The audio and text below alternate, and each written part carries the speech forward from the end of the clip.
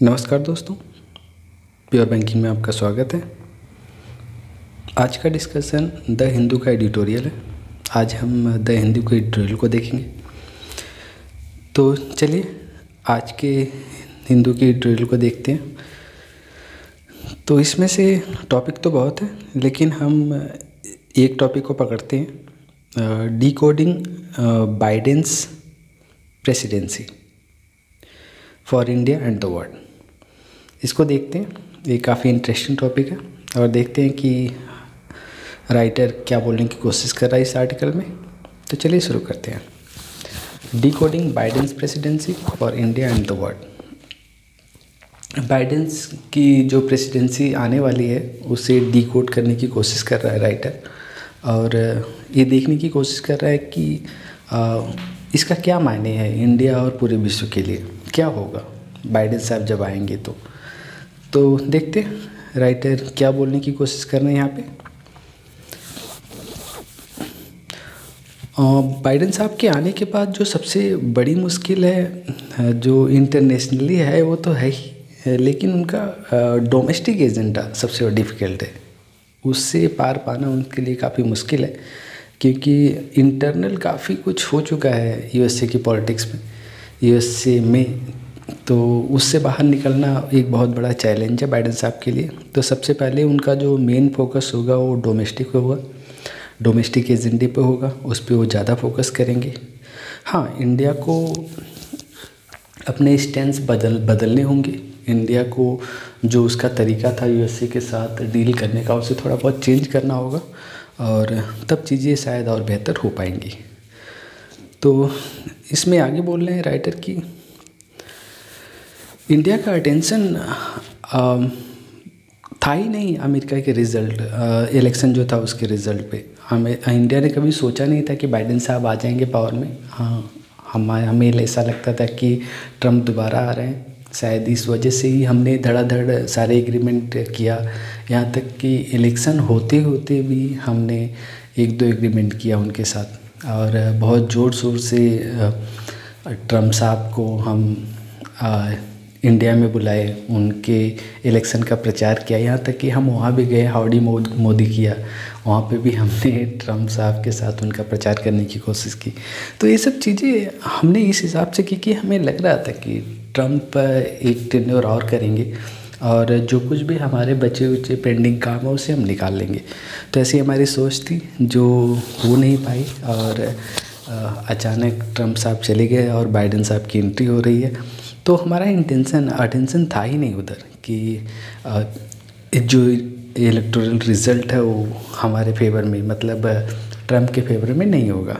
हम कुछ अलग ही सोच रहे थे, हमारे हिसाब से ट्रम्प साहब के फेवर में होगा। तो ये जो रिलेशन है वाशिंगटन के साथ हमारा, इसको मनमोहन सिंह और नरेंद्र मोदी गवर्नमेंट ने बहुत अच्छी तरह से मैनेज किया था। हम काफ़ी क्लोज आ गए एक दूसरे से। ये ओबामा साहब के समय में शुरू हुआ, उससे पहले हमारे बस ऐसे ही नॉर्मल से रिलेशन होते थे। लेकिन ओबामा साहब का जो लास्ट टेन्योर चल रहा था उसमें हमारे रिलेशन काफ़ी गहरे हुए, हम काफ़ी आगे बढ़े। उसके पहले जब बुश साहब थे, जॉर्ज डब्ल्यू बुश, उस समय भी हमने कुछ एग्रीमेंट साइन किया था, जिसमें 1, 2, 3 एग्रीमेंट बहुत फेमस एग्रीमेंट था उस समय का। तो उसको ओबामा साहब ने आगे बढ़ाया। शुरू के कुछ दिन तक तो चीज़ें उतनी सामान्य नहीं रही, मतलब नॉर्मल से चलती रही, लेकिन जो उनका आखिरी का फेज़ रहा उसमें उन्होंने काफ़ी इंटरेस्ट दिखाया और हमारे रिलेशन बहुत अच्छे हुए।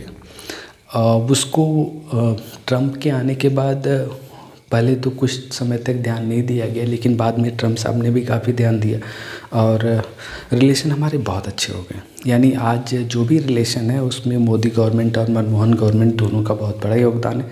दोनों ने मिल के इस रिलेशन को मैनेज किया। तो आज हमारे अमेरिका के साथ रिलेशन इस वजह से बहुत ही अच्छे और बहुत ही क्लोज हो चुके हैं। तो अब आगे क्या, यहाँ तक तो रिलेशन अच्छे चल रहे थे, लेकिन अभी चीज़ें थोड़ी सी बदलती हुई दिख रही हैं। अभी हर कंट्री कोशिश कर रही है कि बाइडेन प्रेसिडेंसी जो आने वाली है वो उनके लिए अच्छी है या बुरी है या फिर न्यूट्रल रहेगी। हर कंट्री अपने अपने तरीके से इस चीज़ को देख रही है। तो शायद हम भी अपने तरीके से देखने की कोशिश कर रहे हैं कि बाइडेन साहब हमारे लिए कैसे होंगे, अच्छे होंगे या बुरे होंगे या न्यूट्रल रहेंगे। यहाँ तक कि जो मोदी गवर्नमेंट है उसे बाइडेन साहब के बारे में बहुत अच्छी तरह से पता नहीं है। अगर मैं ये बोलूँ कि बिल्कुल पता नहीं है तो शायद गलत होगा, क्योंकि बाइडेन साहब जब ओबामा साहब के समय में वाइस प्रेसिडेंट थे तो उनका ऑलरेडी इस गवर्नमेंट से सामना हो चुका था। इस गवर्नमेंट के साथ वो आखिरी पल था जब वो लोग जाने वाले थे, उससे पहले काफ़ी क्लोज रिलेशन हुआ था ओबामा का। तो उसमें बाइडेन साहब भी थे, बाइडेन की टीम थी। तो पूरी तरह से ये नहीं बोल सकते कि बाइडेन साहब और मोदी साहब के बीच में कोई रिलेशन नहीं था। कुछ हद तक वो लोग एक दूसरे को जानते थे, हाँ अच्छी तरह नहीं जानते थे लेकिन जानते ज़रूर थे। वैसे ही ट्रम्प साहब के साथ भी मोदी गवर्नमेंट का कोई खास पाला नहीं पड़ा था। ट्रम्प साहब के आने से पहले उनसे कोई खास रिलेशन नहीं था। ऐसा नहीं कि ट्रम्प को पहले से जानते थे, लेकिन आने के बाद चीज़ें बनने लगी, धीरे धीरे रिलेशन बेहतर होते गए और इस तरह से हम दोनों देशों के रिलेशन आज यहाँ तक पहुँच पाए हैं। तो आगे पर्सनल रिलेशन ये नहीं बोल सकते कि पर्सनल रिलेशन माने नहीं रखता है फॉरेन पॉलिसी में। हाँ, इसको ओवर एस्टिमेट नहीं कर सकते। हम ये नहीं बोल सकते ये जो फॉरेन पॉलिसी है उसको गाइड करने में पर्सनल रिलेशन बिल्कुल माने नहीं रखता। हाँ, बहुत ज़्यादा माने नहीं रखता। ये ठीक है कि किसी कंट्री का इंटरेस्ट उसके पर्सनल रिलेशन पे डिपेंड नहीं करता, लेकिन हाँ कुछ हद तक ज़रूर माने रखते हैं चीज़ें। अगर पर्सनल रिलेशन अच्छे होते हैं तो टाइज भी अच्छी होती हैं, बातें आसानी से आगे बढ़ती है, लोग एक दूसरे को ढंग से समझ पाते हैं, दोनों लीडर एक दूसरे के साथ अच्छी अंडरस्टैंडिंग बना पाते हैं और बेहतर पॉलिसी इम्प्लीमेंट करा पाते हैं। तो पर्सनल रिलेशन भी कुछ हद तक माने रखते हैं। अगर किसी कंट्री को डेवलप करना है तो उसके डेवलपमेंट में ये चीज़ें इम्पॉर्टेंट है, ये चीज़ें काफ़ी मायने रखती हैं। दोनों के इंटरेस्ट का जो इंटरेस्ट होता है उसको भी एक दूसरे लीडर एक दूसरे का ध्यान रखते हैं, दोनों देश के इंटरेस्ट को, और एक अच्छी समझबूझ के साथ आगे बढ़ते हैं। अभी तक जो सिचुएशंस थी कि किसी भी थर्ड कंट्री के लिए ये जो अग्रेशन वाली पॉलिसी थी वो चीज़ें अब थोड़ी सी चेंज होने वाली है। वो प्रायोरिटी चेंज होगी वर्ड की कि थर्ड कंट्री का इन्वॉल्वमेंट हो, थर्ड कंट्री के लिए कोई इतना ज़्यादा अग्रेशन में कैसे आ सकता है। ये सब चीज़ें अब उतनी नहीं होगी जितनी पहले थी। जैसा कि ट्रम्प साहब के समय में था, किसी भी कंट्री के इंटरेस्ट में वो कूद जाते थे और वहाँ पे अपना इन्वॉल्वमेंट दिखाते थे अपने हिसाब से। अब वो चीज़ें थोड़ी बदलने वाली हैं।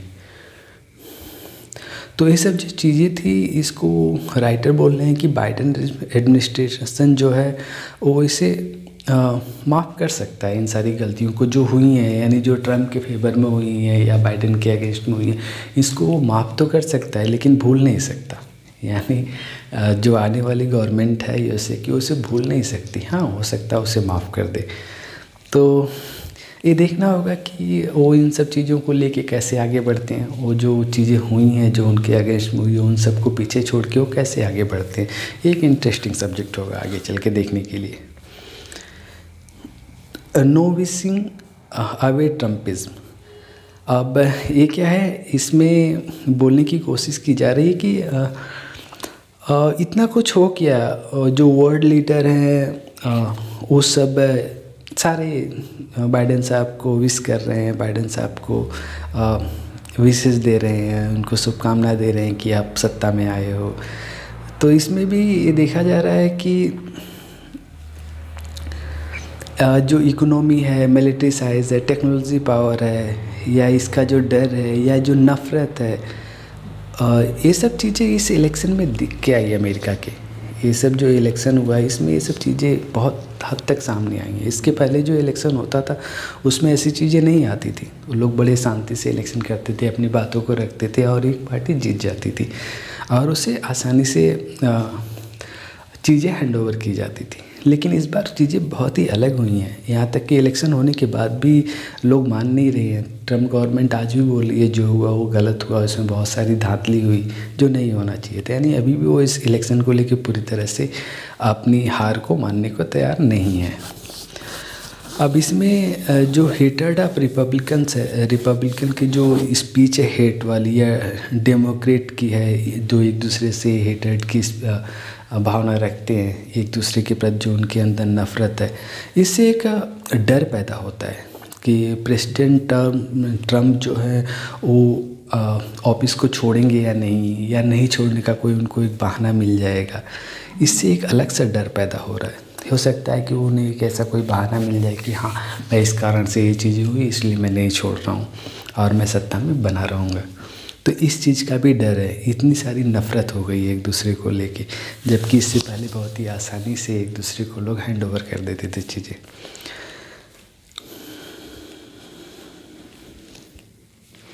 अभी जो पर्सनल इंसल्ट हुआ है एक दूसरे का इस इलेक्शन में, इससे उनकी जो डिग्निटी है वो भी काफ़ी हर्ट हुई है। ये जो प्रोसेस है डिग्निटी का, इसमें काफ़ी गहरा आघात पहुंचा है लोगों को। जो स्पीच रही है ट्रम्प की, जो नफ़रत वाली स्पीच रही है अपने अपोनेंट को लेके, इससे कुछ ख़ास फ़ायदा नहीं दिख रहा है, बल्कि हाँ, बाइडेन को लेके जो उन्होंने अजीब सी स्पीच दी है उससे एक अजीब सी नफ़रत फैली है, जिससे ये जो उनकी डिग्निटी है इस पे भी काफ़ी आघात पहुंचा है। यानी प्रेसिडेंशियल इलेक्शन में इस तरह की जो नफ़रत वाली स्पीच है वो नहीं दी जाती थी, तो इस बार वो भी दिया गया, तो इससे काफ़ी इंसल्ट हुई है।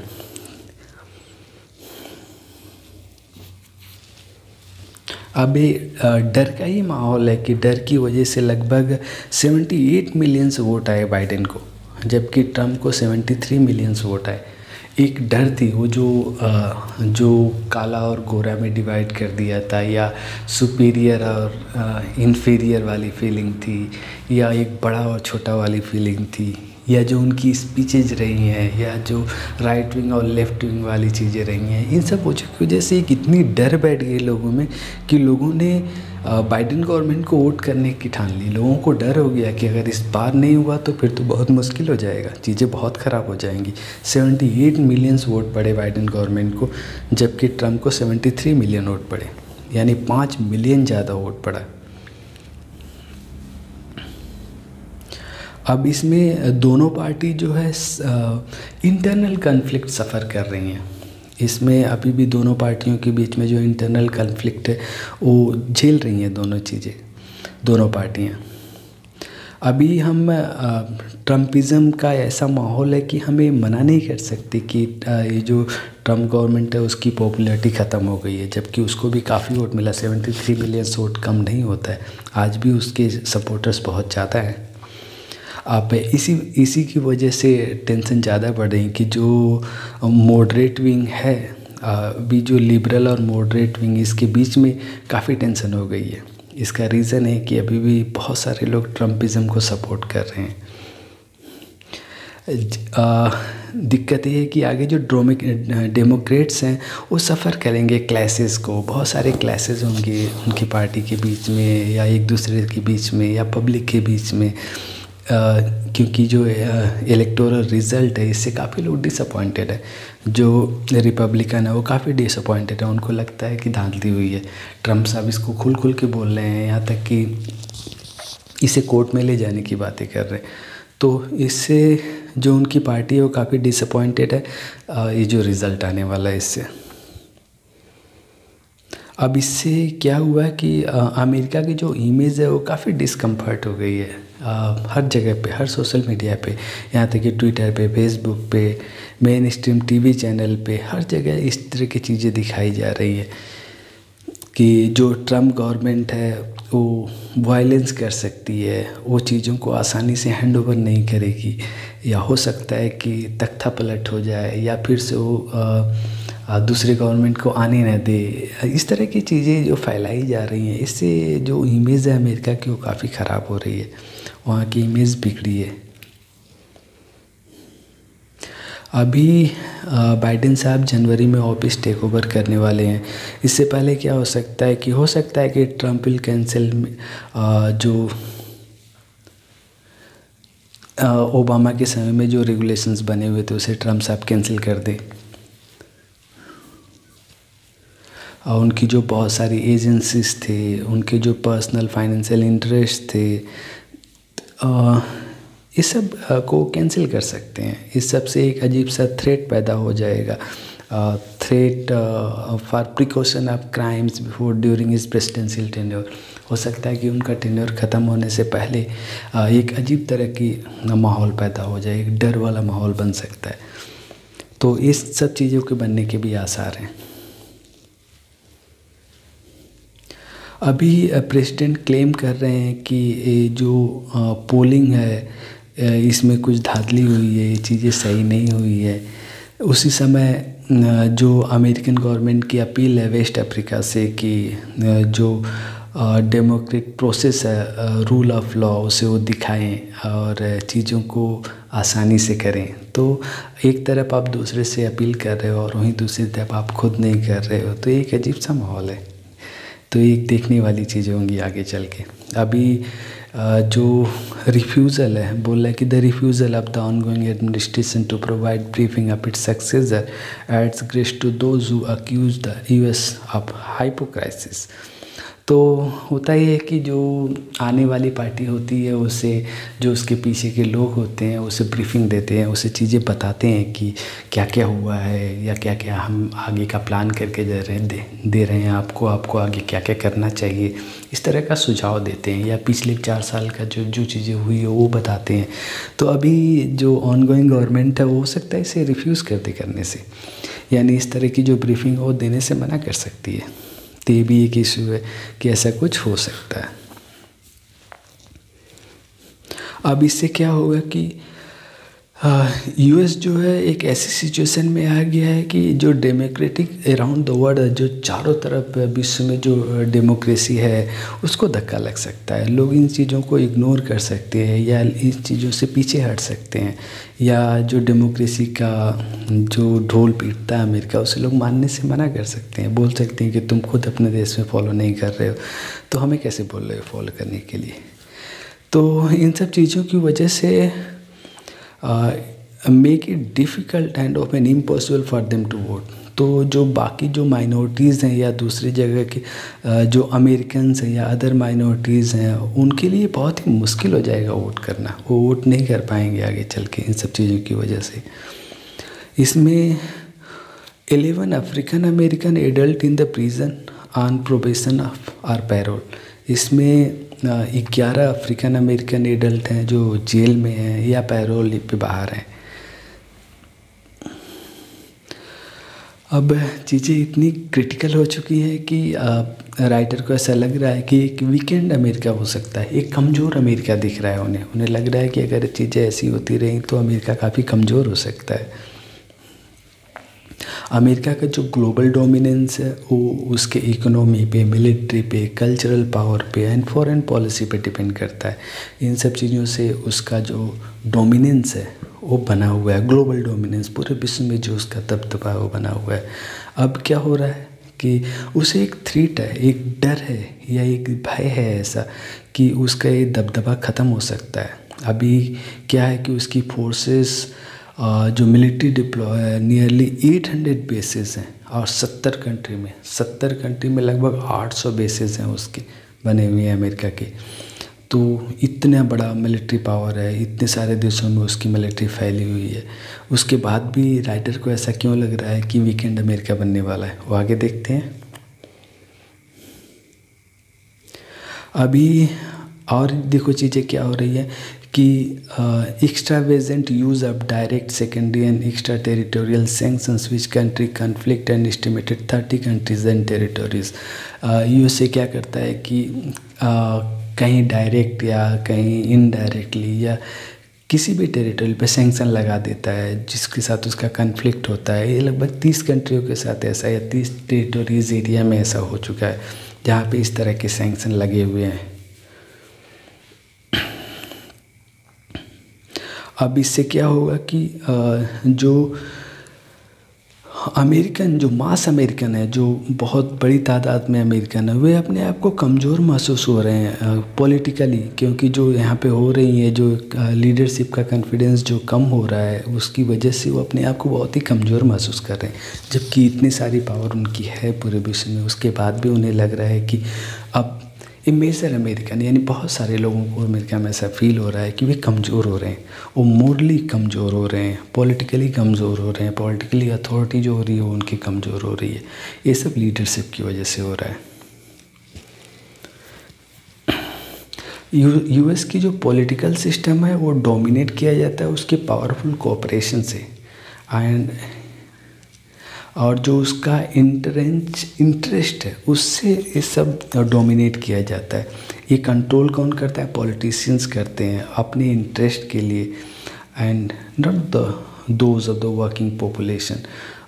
वो जो पॉपुलेशन है उनके लिए नहीं, वो अपने इंटरेस्ट के लिए चीज़ें करते हैं और इस तरह से वो डोमिनेट करते हैं। लेकिन अब वो चीज़ें थोड़ी सी उल्टी होती हुई दिख रही हैं। अभी जो ट्रेड डिफिसिट चल रहा है अमेरिका का, उसकी वजह से क्या हो रहा है कि वो लंबे समय तक मैन्युफैक्चरिंग इकोनॉमी में पावरफुल नहीं रह पाएगा। Is no longer in a manufacturing economy. Manufacturing economy में उसका बहुत ज़्यादा दबदबा नहीं रहने वाला है। इससे उसके सोशल कंडीशन कोलैप्स हो रहे हैं। ये इंडिकेट कर रहे हैं कि उसकी जो हेल्थ केयर है, सिविल इंफ्रास्ट्रक्चर में, वो पूरी तरह से बर्बाद हो रहे हैं, पूरी तरह से नीचे आ रहे हैं। अभी कोविड में दिखा कि जो इतना एडवांस है उसके यहाँ सबसे ज़्यादा कोविड पेशेंट हुए, तो उसका हेल्थ केयर कहाँ जा रहा है? ये एक सोचने वाली बात है। अभी इंडिया का क्या है कि अब इंडिया भी इस चीज़ को सोचने लगा है कि अमेरिका प्रेशर जो चाइना पे, ताइवान के लिए क्या वैसा प्रेशर इंडिया के लिए बन पाएगा? ये एक सोचने वाली बात है। ये इंडिया को इससे सीखना चाहिए। रसिया को भी अलग से डर है। रसिया को लग रहा है कि बाइडेन साहब के आने से उसके जो बहुत सारे जो पॉलिसीज़ हैं, वो सब जो भी पाइपलाइन में पॉलिसीज़ पड़ी हुई हैं, या उसके जो कैंपेन है अगेंस्ट रसिया और यूरोप में जो चल रहे हैं, या जो ओबामा की जो वेटरन टीम है, जो पहले की टीम है, उसका अग्रेसिव पॉलिसी है रसिया के अगेंस्ट में, इससे रसिया को डर लग रहा है। रसिया को लग रहा है कि उससे इससे नुकसान हो सकता है।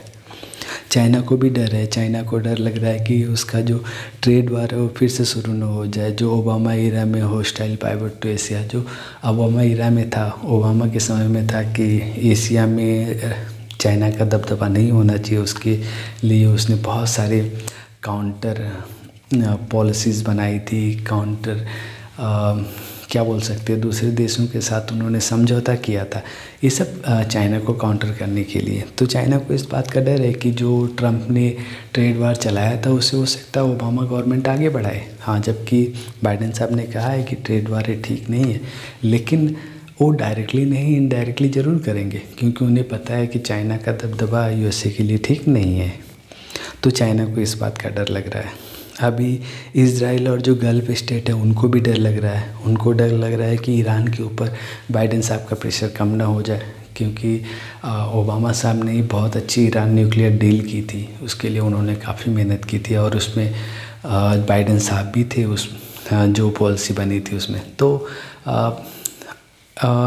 इज़राइल को ऐसा महसूस हो रहा है कि हो सकता है कि फिर से अमेरिका ईरान की तरफ टिल्ट कर जाए और उस पॉलिसी को फिर से इम्प्लीमेंट करने की कोशिश करे, जिससे इन देशों को नुकसान हो सकता है। तो ये देश इस बात को लेकर टेंशन में है।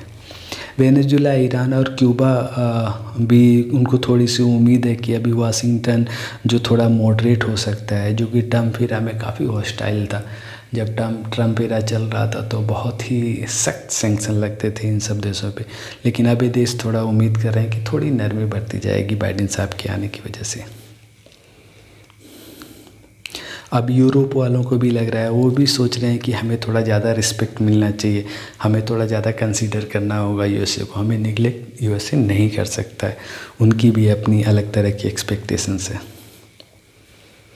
ये सारे जो कंट्रीज़ हैं, ये इनकी अपनी अपनी एक्सपेक्टेशंस हैं यूएसए को लेके, कि वे यूएसए से ऐसी उम्मीद करते हैं कि हो सकता है उनके लिए यूएसए कुछ ऐसा करे।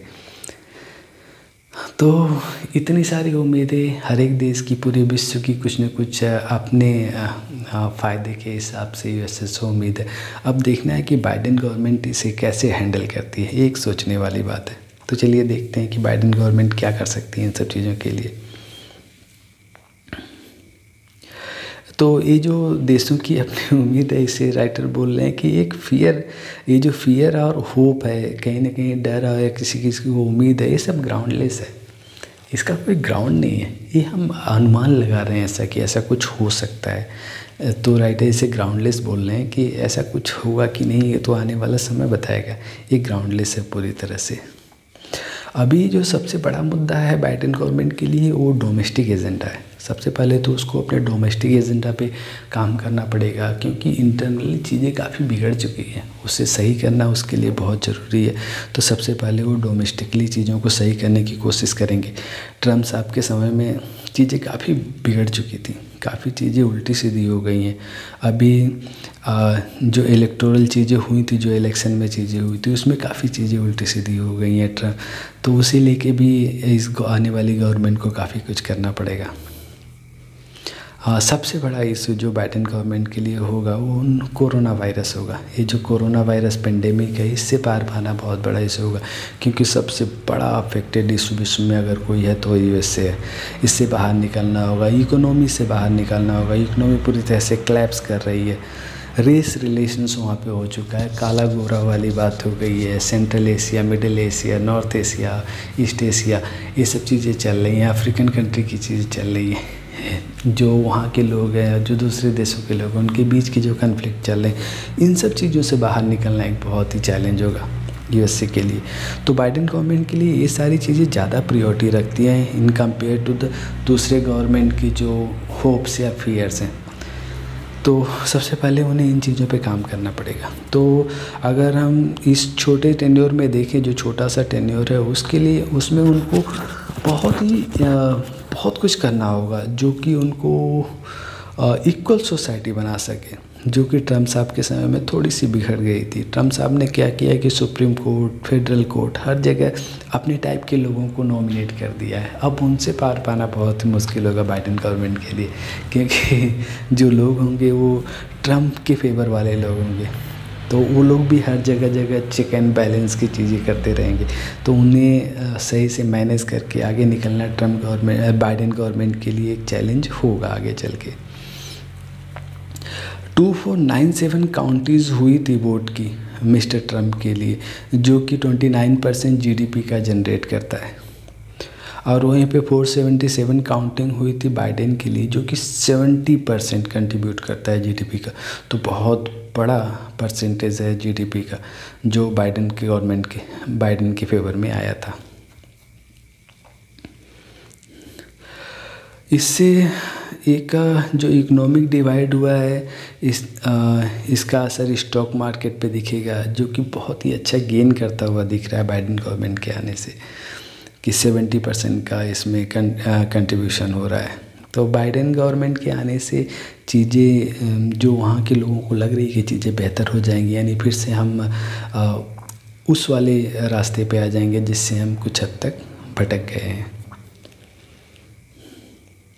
बाइडेन जो होंगे वो बहुत ही पुराने पॉलिटिशियंस हैं और उनके पास पॉलिटिकल स्किल्स है, वो चीज़ों को आसानी से मैनेज करना जानते हैं। जबकि ट्रम्प साहब के समय में ऐसा नहीं था, वो पॉलिटिकल स्किल उनके अंदर नहीं थी, वो पॉलिटिकली बहुत हद तक परफेक्ट नहीं थे। तो एक चीज़ें देखने वाली होगी कि बाइडेन कैसे मैनेज करते हैं अपने रिलेशंस को रिपब्लिकन लीडर से जो सीनेट में बैठे हुए हैं, वो भी एक देखने वाली चीज़ होगी। सीनेट में लगभग 1200 जो बाइडेन ने अपॉइंटमेंट किए हैं, बाइडेन ने अभी तक 1200 अपॉइंटमेंट कंफर्म कर दिए हैं, वो सारी चीज़ें सीनेट में जाएंगी। अब देखना है कि सीनेट इसे क्या करता है, क्या इसे एक्सेप्ट करता है, इसे रिजेक्ट करता है, क्या करता है। अब ये चीज़ें देखने वाली हुई। अगर इन अपॉइंटमेंट को सीनेट रिजेक्ट कर देता है तो बहुत बड़ी टेंशन की बात हो सकती है। इसमें बहुत सारे चीज़ें हैं, जैसे membership of the World Health Organization का मेंबरशिप है, उसे रीस्टोर करने की बातें की गई हैं। क्लाइमेट चेंज का इशू है, ईरान न्यूक्लियर डील है, वर्ल्ड ट्रेड ऑर्गेनाइजेशन की क्रेडिबिलिटी है, इन सारी चीज़ों के लिए अपॉइंटमेंट किए गए हैं। तो अगर उसे सीनेट कैंसिल करता है तो एक टेंशन की बात हो सकती है। तो इससे भी पार पाना बाइडेन गवर्नमेंट के लिए काफ़ी टेंशन वाली बात होगी। आप राइट बोल रहे हैं कि US state not Britain is the nation of shopkeeper. तो जो नेशन की शॉपकीपर वो यूएस स्टेट होगा, जबकि ब्रिटेन नहीं होगा। तो हमें उन्हें यूएस स्टेट पे ज़्यादा, यूनाइटेड स्टेट्स पे ज़्यादा ध्यान देना होगा, ब्रिटेन पे नहीं, क्योंकि यूनाइटेड स्टेट्स ही उनके लोगों की शॉपकीपर होगा, यानी उनके लोगों की ज़रूरतों को पूरा करेगा। हाँ, एक चीज़ और है कि जो अमेरिकन बिजनेस है रिगार्ड्स चाइना, वो उनको लगता है कि एक मेजर मार्केट है और एक driver of its economic perspectives, उनके इकोनॉमिक परफेक्ट से एक ड्राइवर हो सकता है as to Japan and Australia, जैसे कि आज जापान और ऑस्ट्रेलिया कर रहे हैं। तो इसको भी अमेरिका बहुत हद तक नेगलेक्ट नहीं कर सकता है। अब ये सब चीज़ें बिना मोटिवेशन के नहीं हो सकती हैं, एक मोटिवेशन होना चाहिए, उनका पॉलिटिकल पर्पस होना चाहिए। जो ट्रम्प एडमिनिस्ट्रेशन था वो, अब ये सब चीज़ें जो आने वाली चीज़ों में दिखेंगी कि कैसे हो पाती हैं। ट्रम्प एडमिनिस्ट्रेशन ने क्वाड को बहुत अच्छी तरह से मैनेज किया था, लेकिन क्या बाइडेन उसे मैनेज कर पाते हैं कि नहीं, ये एक सोचने वाली बात होगी। अब क्वाड का पूरा भविष्य इस बात पर निर्भर करेगा कि अगली गवर्नमेंट उसे कैसे देखती है, क्या वो उसे आगे बढ़ाना चाहती है या नहीं बढ़ाना चाहती है। अगर नहीं बढ़ाना चाहती है तो क्वाड का भविष्य खतरे में है। जबकि ट्रम्प गवर्नमेंट क्वाड को लेके काफ़ी सीरियस थी और उसे बहुत सारी पावर देने की कोशिश कर रही थी, लेकिन उसके पास टाइम कम था, शायद इस वजह से नहीं दे पाई। नहीं तो ट्रम्प गवर्नमेंट का ऐसा प्लान था कि क्वाड के मेंबर को बढ़ाया जाए, उसमें और देशों को जोड़ा जाए और इसे एक नेटो की तरह बनाया जाए। जैसे नेटो एक ऑर्गेनाइजेशन है, उस तरह से इसे बनाया जाए। यानी किसी एक देश पे अटैक हुआ, मतलब समझो कि सारी क्वाड कंट्री पे अटैक हो गया, यानी सारी क्वाड कंट्री मिल के उस पर अटैक करेंगे, जो कि नेटो का एक अपना इंटरनल ऐसा एग्रीमेंट है कि अगर नेटो की किसी कंट्री पे आपने अटैक किया तो नेटो ऐसा मानता है कि पूरे नेटो पे अटैक हो गया। तो इस तरह का ही एक ऑर्गेनाइजेशन बनाने की कोशिश कर रही थी ट्रम्प गवर्नमेंट, जो बनते बनते रह गया। तो अब देखना है कि इसका भविष्य कहाँ जा रहा है, क्या ये आगे बढ़ पाएगा या ये यहीं पे रुक जाएगा। अब न्यू दिल्ली के लिए एक चैलेंज है कि न्यू दिल्ली इन चीज़ों को कैसे लेती है, अपने इकोनॉमी को कैसे डेवलप करती है या इसे कैसे रीसेट करती है अपने एक्सटर्नल रिलेशंस को यूएसए के साथ, एक देखने वाली बात होगी। तो न्यू दिल्ली को पूरी तरह से अपने आप को फिर से ढालना होगा। जो चीज़ें ट्रम्प साहब के साथ छूट गई थी या उससे आने वाली गवर्नमेंट को नुकसान होता था, उसे रिवर्ट करना होगा, चीज़ों को फिर से नए गवर्नमेंट के हिसाब से करना होगा और अपने आप को मल्टी अलाइनमेंट करना होगा। यानी हर तरफ से चौतरफा दिखाना होगा कि यूएस न्यू गवर्नमेंट को लगना चाहिए कि इससे सिर्फ इंडिया को फ़ायदा नहीं हो रहा, उन्हें भी फ़ायदा हो रहा है और इससे पूरे विश्व को फ़ायदा हो रहा है। इस तरह से अपने मल्टी डायमेंशनल अपने रिक्वायरमेंट को या वर्ल्ड की रिक्वायरमेंट को, इन चीज़ों को प्रोड्यूस करनी होगी और इन चीज़ों को सामने रखना होगा और एक बेहतर रिलेशन बनाने की कोशिश करनी होगी यूएसए के साथ। तो ये रहा बाइडेन का आने वाला टेन्योर और इसमें वर्ल्ड और इंडिया अपने आप को कैसे देखते हैं, इसे कंक्लूड करने की कोशिश की गई यहाँ पे। तो आज के लिए इतना ही। Thank you very much.